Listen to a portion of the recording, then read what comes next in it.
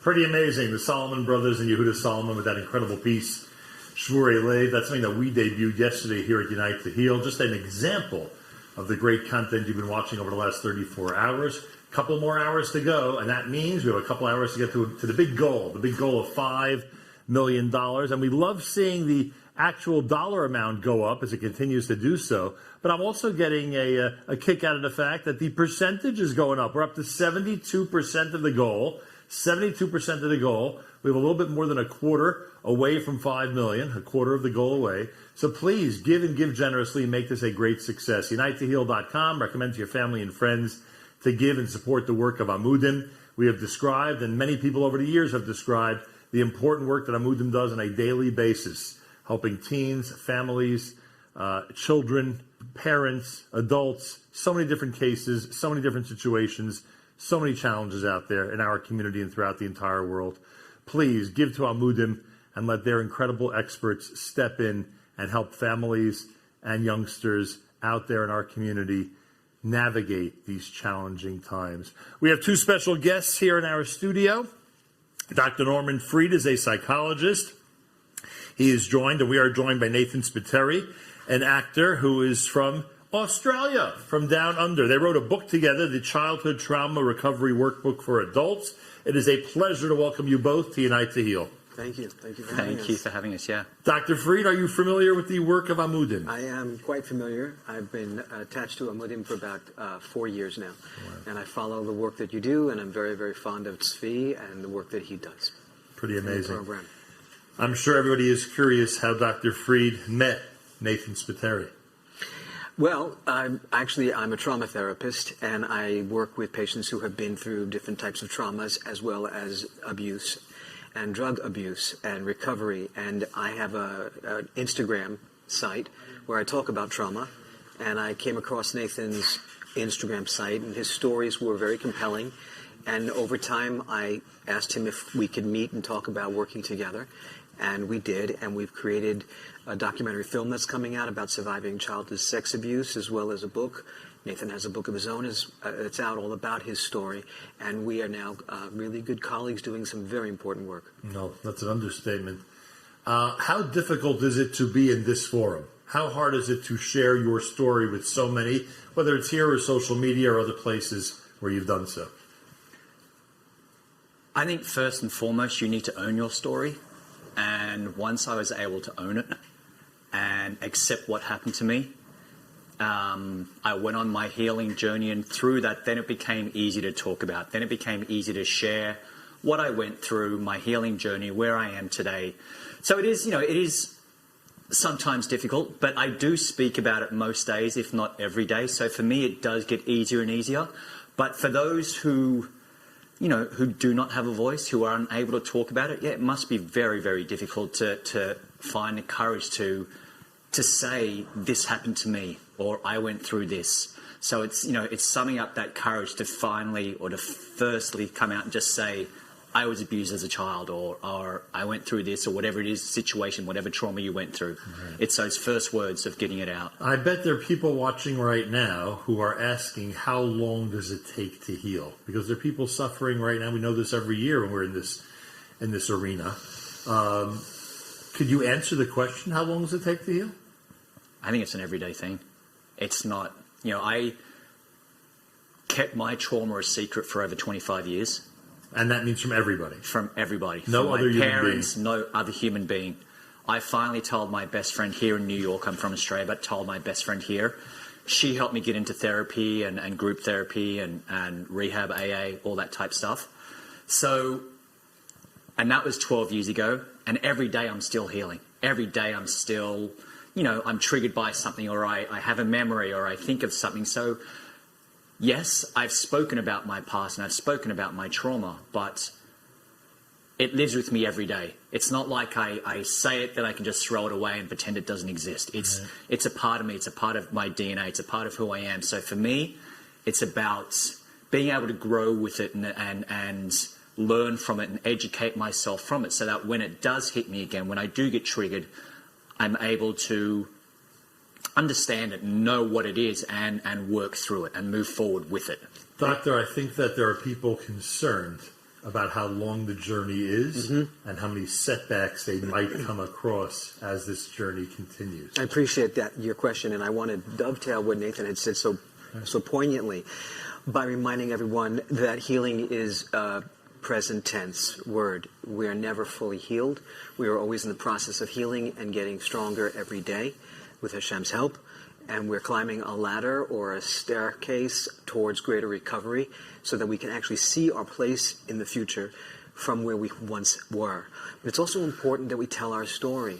And the healing comes from the telling of the story. There are changes in our neurological functioning. There are cortisol levels that actually rise and give us more power to speak our story. And when we do, we find that people hear us and believe us.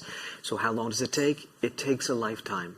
But it is worth it because every day we heal a little bit more. Yeah, worth it is right. We talk about the different situations that teenagers and people of all ages go through. It's one of the focuses that we have here as we talk about Amudim and the importance of supporting the cause.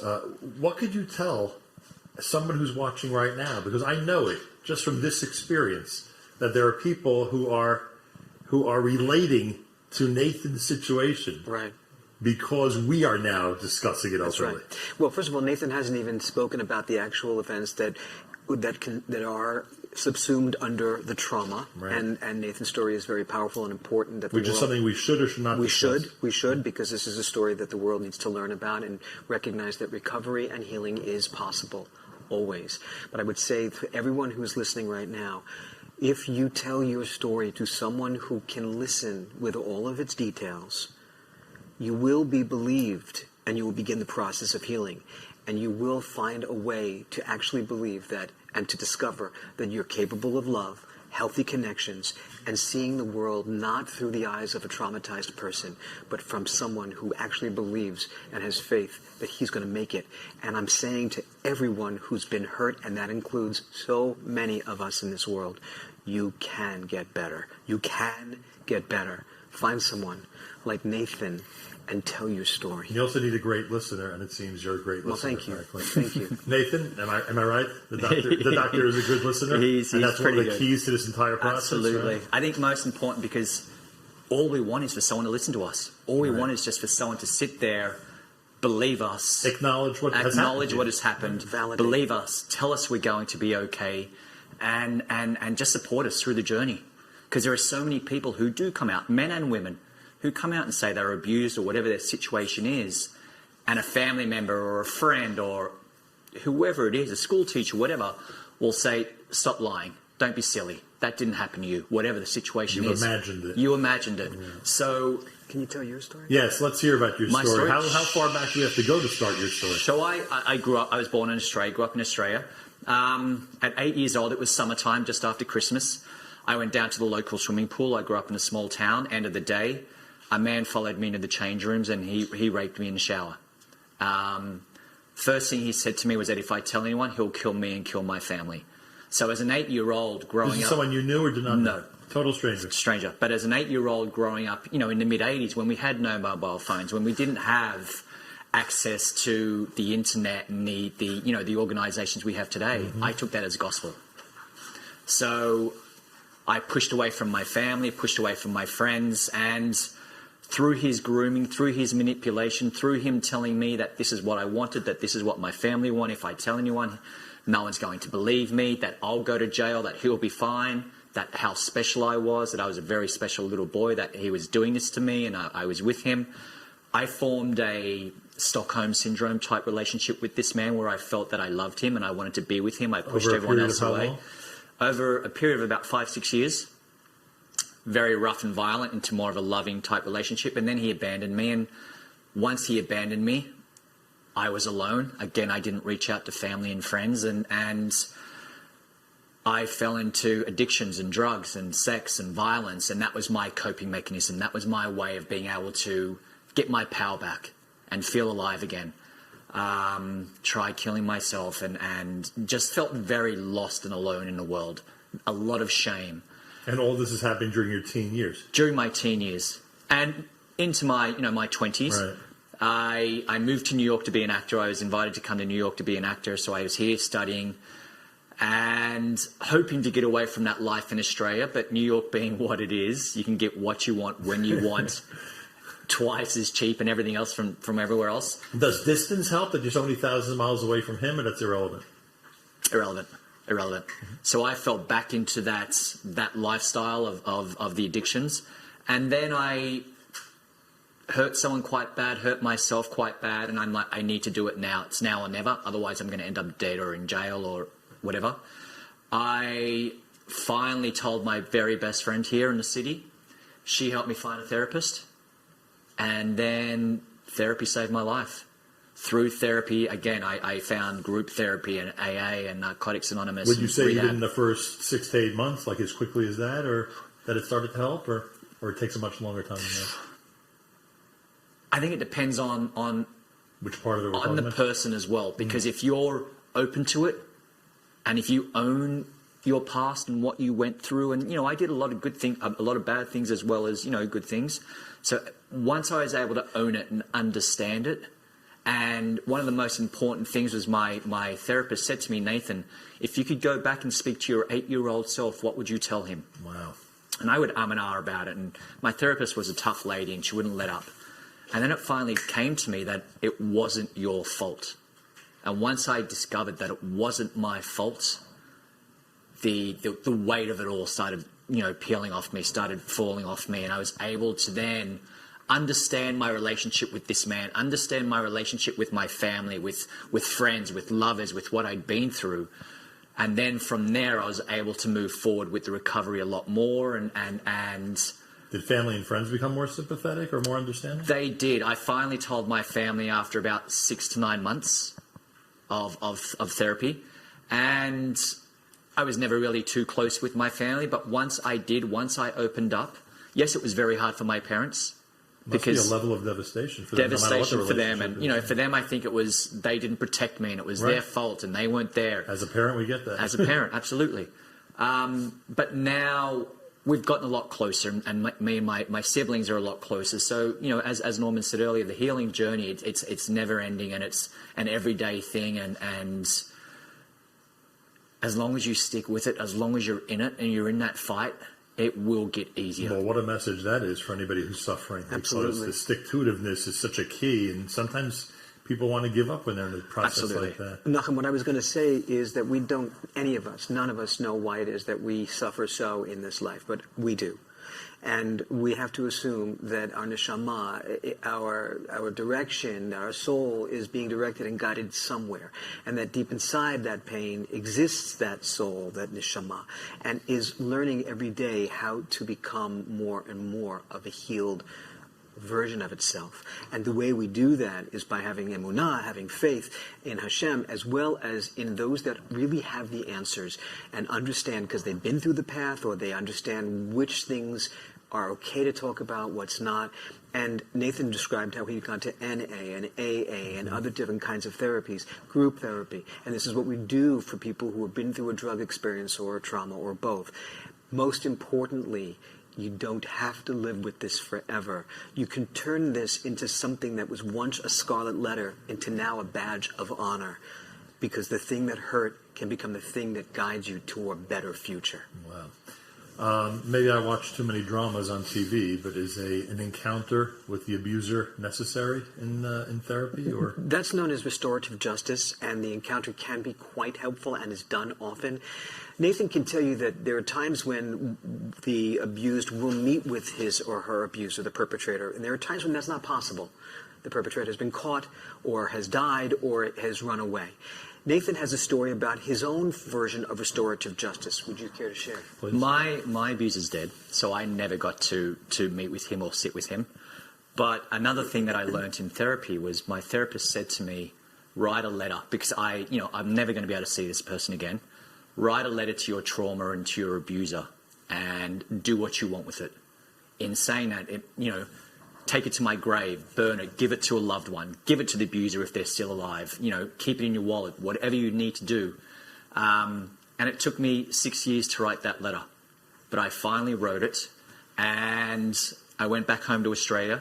I sat in a park near where the abuse happened, and I just sat with this letter, and this man gave me one thing, he gave me one gift, if I can say it. He gave me a little toy car, a little toy tow truck, matchbox car.